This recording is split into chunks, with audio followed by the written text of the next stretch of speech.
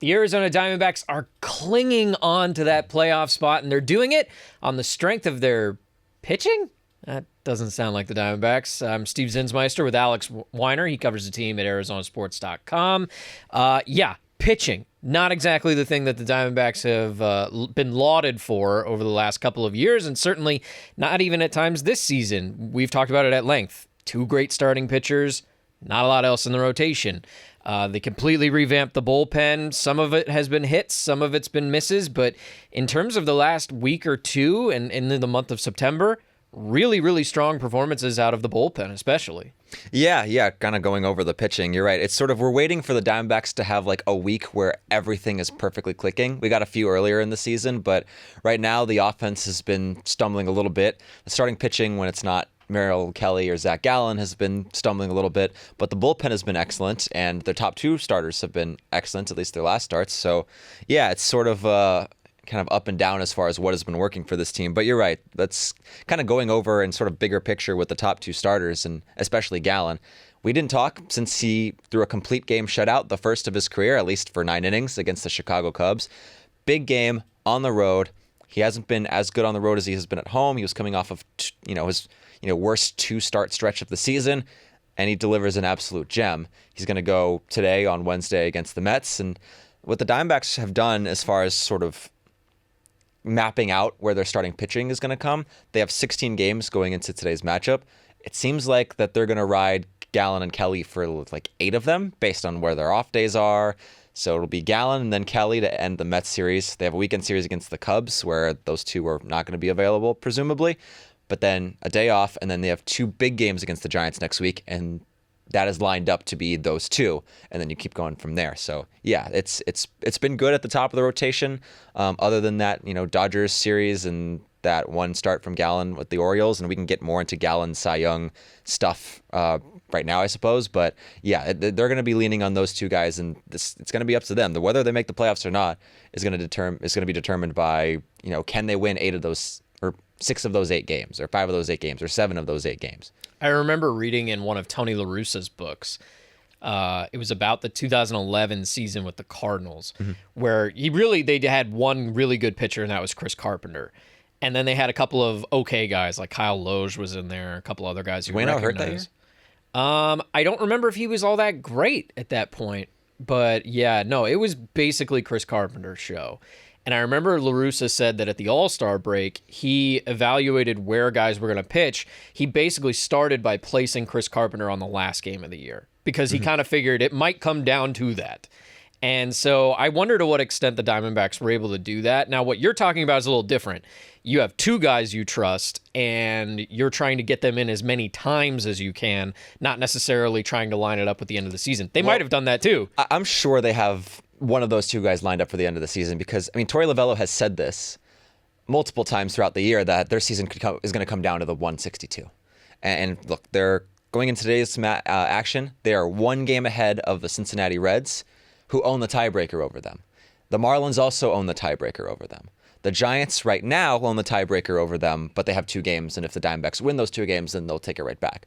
But they have to be a game ahead of these teams. And so, yeah, and the end of their season comes down against the Houston Astros, which is not easy, but at the same time, we don't know what the Astros will be playing for. They could be playing for the division. They could be playing to keep a wild card spot. They could be locked into their spot. It's also funny because Brent Strom mentioned this like a couple weeks ago, where he envisions their season coming down to like Kyle Nelson coming in late in a game to face Yordan Alvarez with 2 runners on and 2 outs, and that's like that could be what it comes down to. So yeah, there's very little room for error at this point. Houston currently sitting in first in their own division, but they're only 2 games up on the Texas Rangers, who are in the second wildcard spot. The Seattle Mariners are also half a game behind the Rangers. So that division, there's a lot of stuff that could change there, and Houston could be playing for very important reasons, or if they start to pull ahead. I mean, I think we said it last week as well. You should be an Astros fan kind of on the side right now if you're the D-backs. Don't lose us another game the rest of the season until the final week of the year. Get to that point so that we can focus in on that series. But yeah, Diamondbacks, you put it really well. The Diamondbacks are currently sitting in the third wild card spot. Even though they took 3 of 4 from the Cubs are still 2 up on them for that second wild card spot, which I guess is still attainable if you're the D-backs. They play each other next. Absolutely. Yeah, it's absolutely attainable at this point. Cincinnati's a game back of Arizona, Miami, and San Francisco a game and a half each. You mentioned 2 games. In about a week from now, they play 2 games against San Francisco. And then the lowly San Diego Padres, they always baffle me. They're sitting 8 games back in the Kind of race. unrelated, but I saw a chart that somebody made of like, what if every single 1-run game this season was flipped? What the standings would look like. And it's like the Dodgers and Padres would be battling for first place in the National League West. San Diego would be much higher. Oh, yeah, because they're horrible in 1-run games. I think they're 6-22. At least last time I checked, they were 6-22. What's interesting about that list is that the Diamondbacks would basically be in the exact same spot that they are in now. While like teams like the Reds and the Marlins would fall off pretty significantly, teams like the Cardinals and the Padres would jump up significantly. The Diamondbacks would be kind of exactly where they are. So if you're looking at like run differential and 1-run game records and all that kind of stuff as far as like dissecting where a team actually is versus some of the outcomes, the Diamondbacks are kind of where they should be. To go back to that Gallen game where he pitches a complete game, it's a shutout. He only gave up 3 hits, struck out 9. Clearly the best performance of the season in my eyes.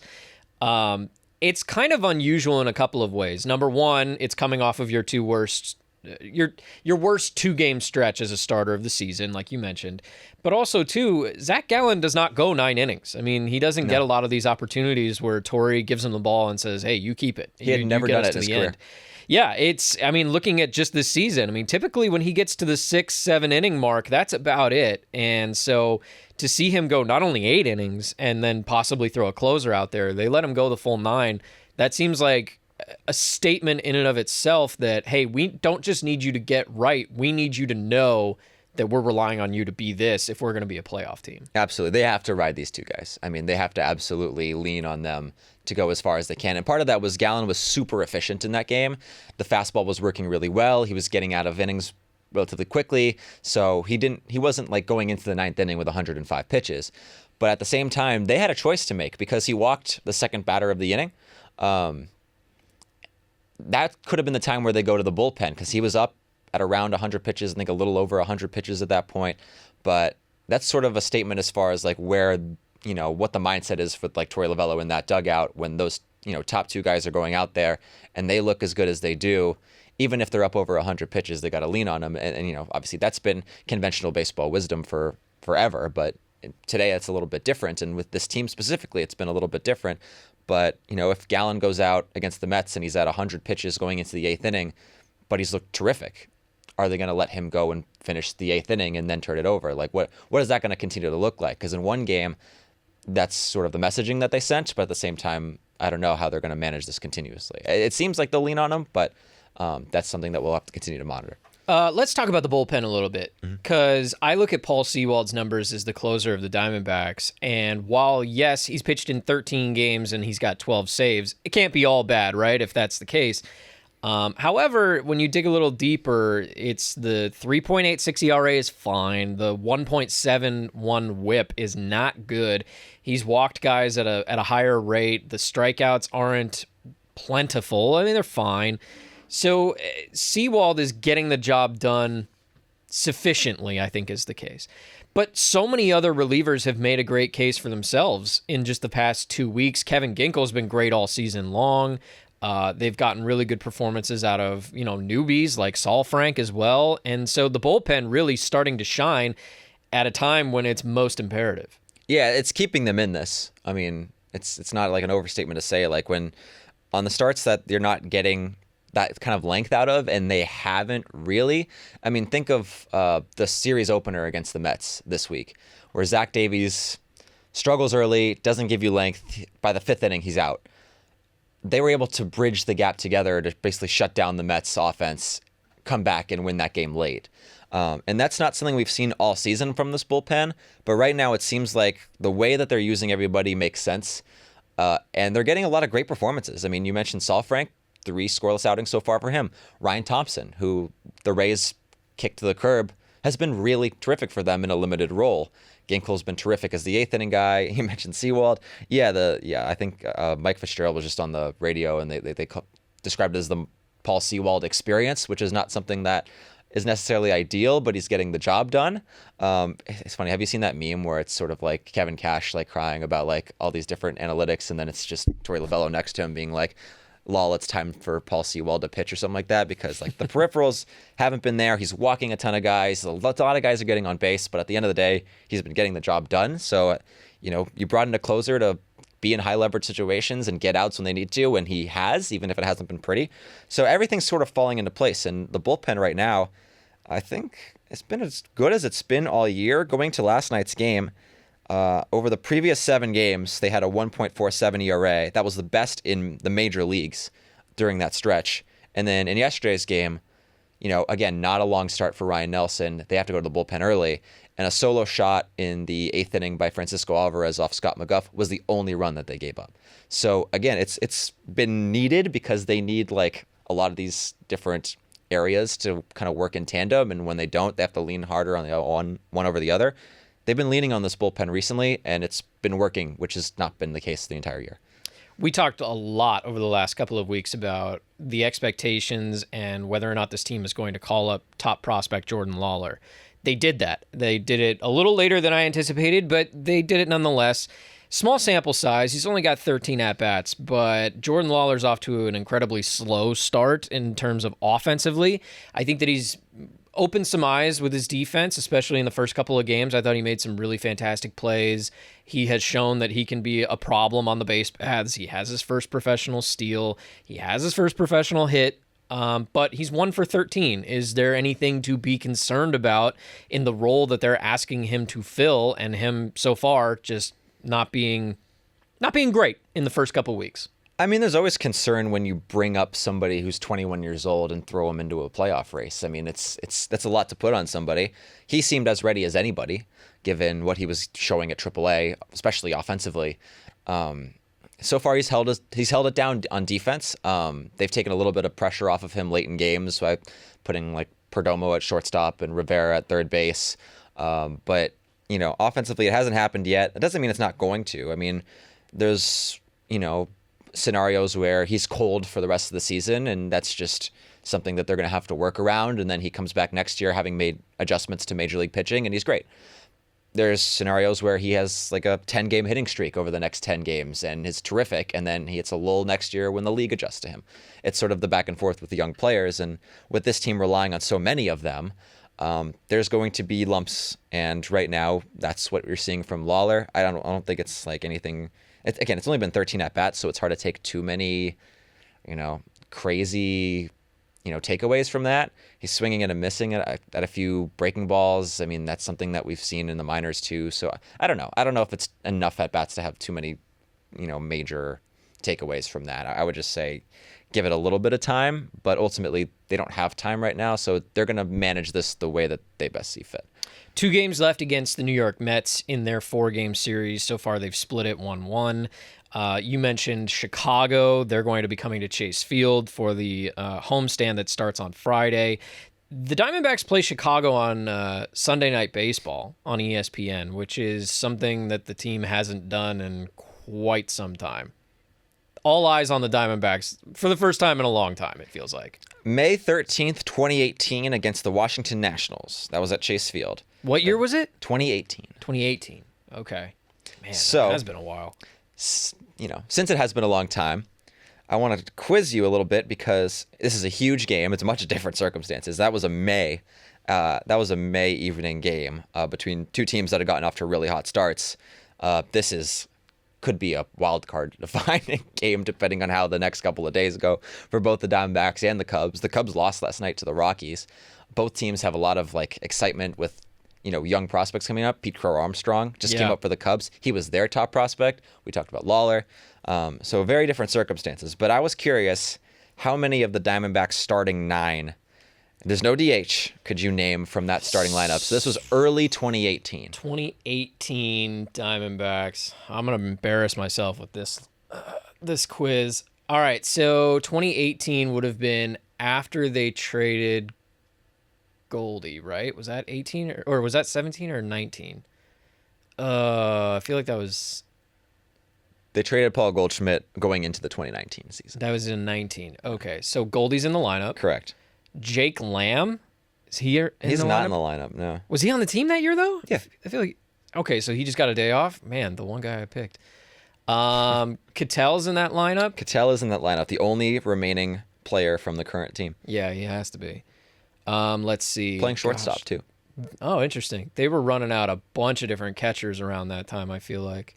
So Carson Kelly's not there yet because they haven't made that trade. So depending on the pitcher, too, because I feel like... I'll tell you the starter was Zach Godley. All right, so it's probably not Jeff Mathis around that time. This is after Chris Iannetta, I would think. Gosh, I don't know. You got me on catcher. Okay. That was Alex Avila. Alex Avila. Oh, this was around the time that Gambo was just begging them to cut bait with Avila. So you have the outfield, third base, and second base. So if Can you get three Catel's of playing them? short, Nick Ahmed's not in the lineup. No. And that's not very helpful because he's like the longest tenured player on the team. Gosh. I haven't named a single person in the outfield. So David Peralta. That's one. Center field would have been... Nick Ahmed came to pinch hit, by the way, in this game. Right. Varsho's nowhere near the majors yet. No. Gosh. No, he'd just been drafted. 2018. Was that the year they traded for... JD was 17, so Martinez is not in there. This is after JD Martinez. Gosh, I don't know. Tough showing. Yeah, I'm not doing very good. AJ admittedly. Pollock. Pollock was still around? Yep. Okay. And Steven Souza Jr. Can you guess the second baseman? What a joke. Second base. Probably not. 5. Without 4, Cattell. Chris 3. Owings? Bingo. I nailed that You one? nailed that one. Chris Okay, Owings yeah. is starting at second base. Because there was a weird time where they were trying him in center field. And Owings usually would play short, and Cattell obviously ended up being more of a second baseman in the long run, but I guess he had a center field stint as well. Yeah, and then I have one that's more not a question for great you. lineup, I but don't based feel. on that, showing, I don't know how confident I would be. What former Diamondback went yard against them twice in that game? Former Diamondback for the National went yard twice. Gerardo Parra? No, not a Okay. horrible guess. He but- played for the Nationals. He did. He was on the championship team in, was that 19? Yeah, that was in 19. I don't know. I don't have it. Mark Reynolds hit 2 home runs back Mark at Reynolds Chase was Field. still around then? Yeah, he was starting Okay. at first base for the Nationals. Wow. Yeah. No, that is a game Those are that I my- definitely would not have covered. So yeah, those are my 2 trivia notes for you from the 2018. Who was the catcher For who? for the D-backs? Avila. Oh, sorry. We went over that. Yeah. Wow. What a bad lineup. I honestly, some They of were these 24 lineups, and 16, and they won that game. Actually, they lost that. They lost that game 6-4. yeah, I don't love some of these lineups over the last couple of years have been not good. That one I'm not a big fan of, but But now they get to be back on Sunday Night Baseball for the first time since that was the lineup. And so yeah, we'll see and what people version watching it is Sunday now. Night Baseball will be ecstatic to see some players in their lineup that are. I mean, Paul Goldschmidt's a great player. Don't get me wrong, but like, there's not a lot there that people outside of Arizona would be excited to see. I would think, but then you get a game like this where now all of a sudden you get to see Corbin Carroll. Do we know who's starting on Sunday? I guess I don't know who that would be. Right now would be lined up for. Nelson. I think it would be Nelson right now. Yeah. So because- that's nothing. That's not going to draw any fans, but. unless they make another move. I don't know. Yeah, I mean, the other thing we could talk about too, Jake McCarthy got called back up. Yeah, that's very notable. I think. Pavin Smith goes down. He just really hasn't latched on much at all. That one was always strange to me because it didn't seem like there was an obvious role for Pavin. Because he started, I think, 2 of like 11 games, one of which was Christian got hit by the pitch the game before, and then he didn't start, and then he came in afterwards and hit a home run. So like that was like a start, but he only played like 5 or 6 innings at first base. So it just wasn't something like, and he wasn't going to pinch run. He wasn't going to come in for defense. I mean, they even had a game where it was the game that Corbin left after he got hit by a pitch, and they kind of got rid of their designated hitter to move Lourdes into the outfield, because even if Pavin Smith was on the bench, but they weren't going to put him out there as a defensive replacement, they'd rather have Lourdes and Tommy Pham at the corners. So there wasn't just an obvious role for Pavin at this point with the team that's currently constructed, so that was always a little weird that he took that spot over McCarthy. I guess they wanted McCarthy to find something offensively, which he seemed to have based on the hard contact and the slug that he's been showing over the last couple of weeks. So now you bring in a guy who can pinch run, can come in as a defensive replacement at all three outfield positions, and somebody that they hope now has found a little bit more oomph offensively. Yeah, the hard part is getting somebody to continue that hot streak when they're not playing every day, when they're not getting 5 at-bats every single day. And I think Jake's up for it. I mean, he's been sent down before and done this and elevated his game and come back and been a contributor. So absolutely, I have faith that he can do that. I never understood the move for Pavin Smith. I think it was really just a byproduct of them trying to get Jake going in the minors. And so for them I think you're probably right. Yeah, and to bring Jake back makes all the sense in the world. You give him 2 weeks before the playoffs start, and hopefully you're a playoff team at that point, and hopefully he can contribute in more than one way off of the bench. Absolutely. So the Diamondbacks still holding on to a playoff spot as of today. They're in a tight race, though, and they're going to need as many wins as they can get. For my co-host, Alex Weiner, I'm Steve Zinsmeister. Thank you so much for listening to the Ain't No Fang podcast here at Arizona Sports, the local sports leader.